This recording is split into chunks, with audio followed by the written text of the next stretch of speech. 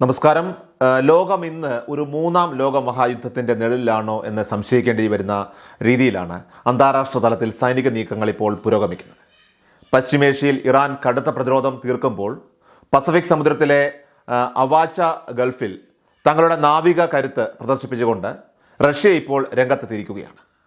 Russian Pacific fleet നടത്തിയ ഈ സൈനിക അഭ്യാസങ്ങൾ വെറുമൊരു ശക്തി പ്രകടനം എന്നതിലുപരിയായിട്ട് വാഷിംഗ്ടണിനും ടെൽ അവീവിനും വ്ളാഡിമിർ പുടിൻ നൽകുന്ന കൃത്യമായ മുന്നറിയിപ്പായിട്ടാണ് രാഷ്ട്രീയ നിരീക്ഷകർ ഇതിനെ കണക്കാക്കുന്നത്.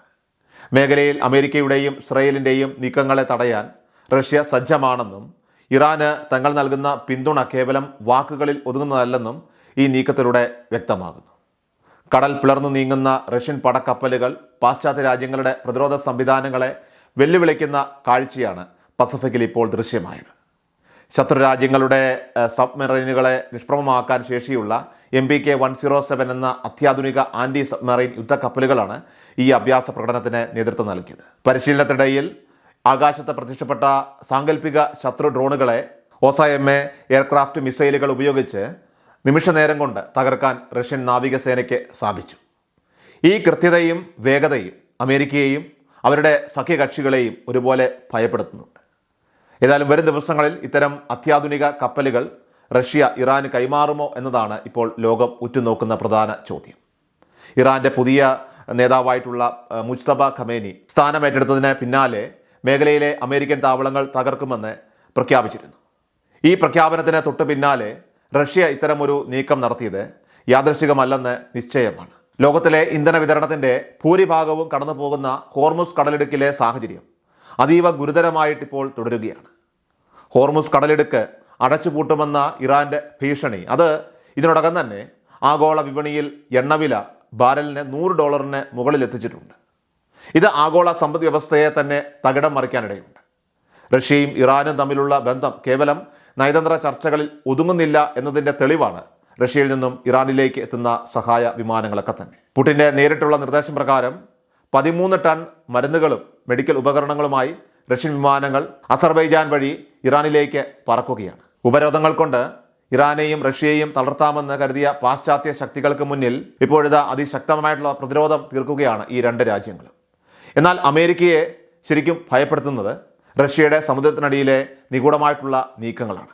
റഷ്യൻ നാവികസേനയുടെ അതീവ രഹസ്യ വിഭാഗമായിട്ടുള്ള ഗുജി വികസിപ്പിച്ചെടുത്ത ബെൽഗറോഡ് എന്ന ഭീമൻ അന്തർവാഹിനി ഇതിനോടകം തന്നെ വിന്യസിക്കപ്പെട്ട് കഴിഞ്ഞു. സമുദ്രത്തിൻ്റെ ആഴങ്ങളിൽ പോയി ഇൻ്റർനെറ്റ് കേബിളുകളിൽ സ്ഫോടക വസ്തുക്കൾ സ്ഥാപിക്കാനും വിവരങ്ങൾ ചോർത്താനും ശേഷിയുള്ള ഈ ഒരു രാക്ഷസ കപ്പൽ ഒരു പ്രേത കപ്പൽ പോലെയാണ് പ്രവർത്തിക്കുന്നത്. ആഗോള വിനിമയ ശൃംഖലയുടെ നാഡീവ്യൂഹമായിട്ടുള്ള ഈ കേബിളുകൾ തകർക്കപ്പെട്ടാൽ അമേരിക്കയും യൂറോപ്പും പൂർണ്ണമായിട്ട് ഇരുട്ടിലാകും.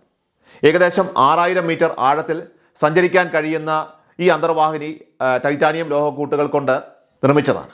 അതുകൊണ്ട് തന്നെ അമേരിക്കയുടെ അത്യാധുനിക സോണാറുകൾക്ക് പോലും ഇതിൻ്റെ സാന്നിധ്യം കൃത്യമായി തിരിച്ചറിയാനായിട്ട് സാധിക്കില്ല എന്നത് അവരെ ഇപ്പോൾ കൂടുതൽ പ്രതിരോധത്തിലാക്കുന്നുണ്ട്. നിലവിലെ യുദ്ധ സാഹചര്യത്തിൽ റഷ്യൻ വിദേശകാര്യമന്ത്രി അബ്ബാസ് അറാംഷിയും പ്രസിഡന്റ് പെസഷ്കിയാനും ഇപ്പോൾ റഷ്യൻ ഉന്നത ഉദ്യോഗസ്ഥരുമായി നിരന്തരമായിട്ടുള്ള ചർച്ചകളിലാണ്.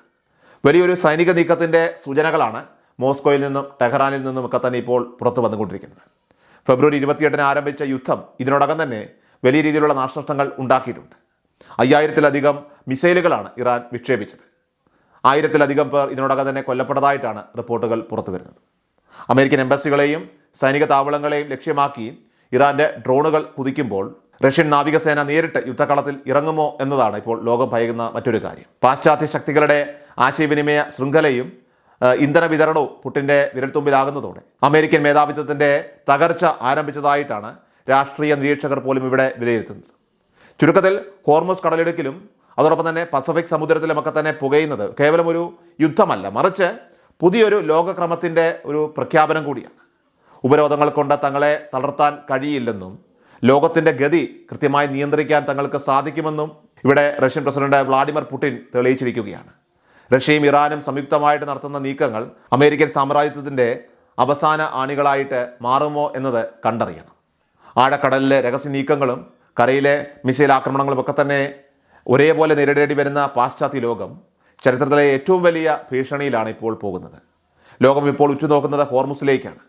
അവിടെ കത്തുന്ന തീജ്വാലകൾ ഭാവി ലോകത്തിൻ്റെ ചിത്രം മാറ്റിമറിക്കാൻ പോന്നവ തന്നെയാണ്.